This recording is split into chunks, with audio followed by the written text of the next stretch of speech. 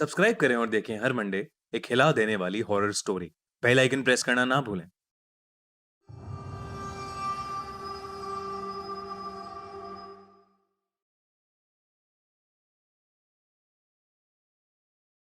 ये कहानी एलन नाम के एक चोर की है।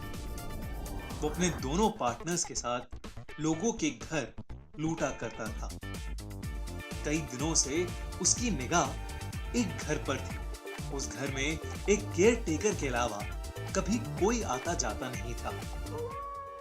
एक रात उसने उस केयर टेकर को सूटकेस समेत घर से बाहर जाते हुए देखा। वो केयर टेकर थोड़ा डरा डरा लग रहा था। ऐसा लग रहा था कि जैसे वो किसी अफरा तफरी में उस घर को छोड़कर कहीं दूर जा रहा हो।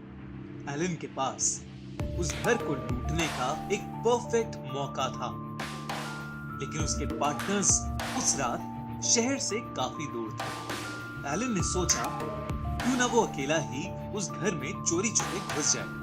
घर में घुसते ही एलन का मोबाइल नेटवर्क चला गया। पूरे घर में अंधेरा था। एलन टॉर्च लेकर जब घर के अंदर गया तो सब कुछ बिखरा पड़ा था।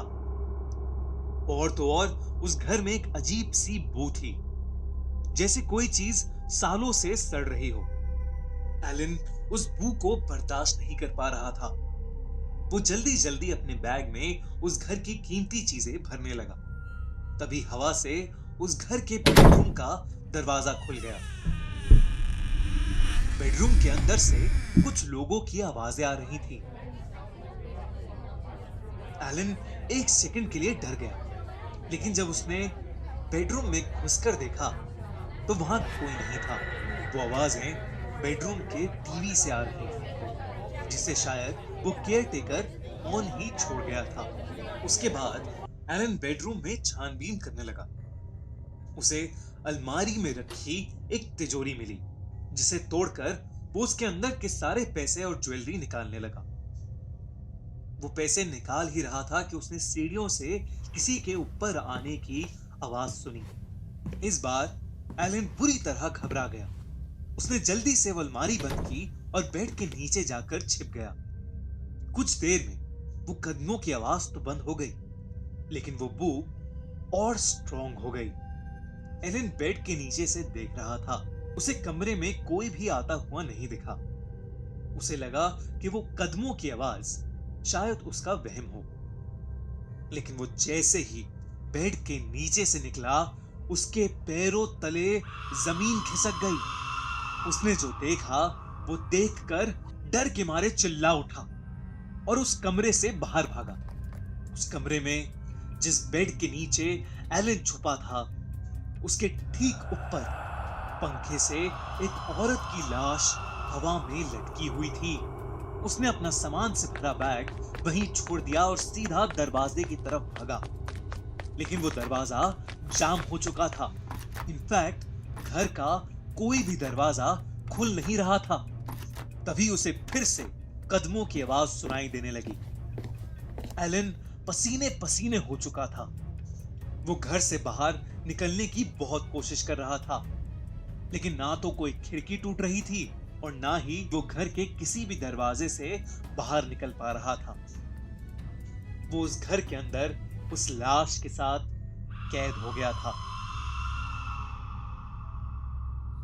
उसे समझ नहीं आ रहा था कि वो क्या करे। एलन की नजर जब सीढ़ियों पर गई तो उसने देखा कि धीरे धीरे एक परछाई उसकी तरफ आ रही है। उस परछाई को देखते ही वो उससे दूर भागने लगा।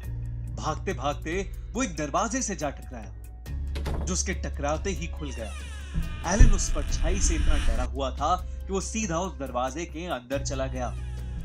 वहां एकदम अंधेरा था और एलन को कुछ नहीं दिख रहा था। तभी उस दरवाजे पर जोर जोर से ठक ठक शुरू हो गई। एलन का घबराहट के मारे पैर फिसल गया और वो सीधा नीचे गिरता गया और घर के बेसमेंट में जा पहुंचा। एलन को अब भी कुछ नहीं दिख रहा था। वो अपने हाथ इधर उधर मारने लगा। तभी उसके हाथ में एक कैंडल आई। पास में एक माचिस भी थी। उसने वो कैंडल जलाई ही थी कि उसके ठीक सामने वही भयानक औरत थी जिसकी लाश उसने कुछ देर पहले बेडरूम में देखी थी। उस औरत ने कैंडल को बुझा दिया और कमरे में फिर से अंधेरा हो गया। घबराहट के मारे एलन बेहोश हो गया। 2 दिन बाद जब उसके साथी उसे ढूंढते हुए उस घर में पहुंचे तो एलन उन्हें बेसमेंट में बेहोशी की हालत में मिला। एलन के सर पर काफी चोट आई हुई थी और उसकी पूरी बॉडी पर नाखूनों के निशान थे। उन्होंने उसे हॉस्पिटल में एडमिट कराया। ठीक होने के बाद एलन को मालूम पड़ा कि उस घर में एक औरत रहती थी जिसने पंखे से लटक के सुसाइड की थी। एलन को तब समझ आ गया कि हो ना हो उस रात वो उसी औरत की आत्मा से रूबरू हुआ था और शायद इसी आत्मा की वजह से वो केयरटेकर भी इतनी जल्दी में घर छोड़कर जा रहा था।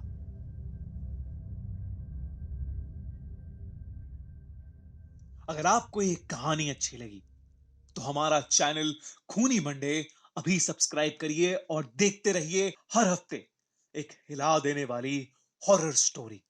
अगर आपका भी कोई ऐसा लॉकडाउन का एक्सपीरियंस है तो हमें कमेंट्स में जरूर बताइए।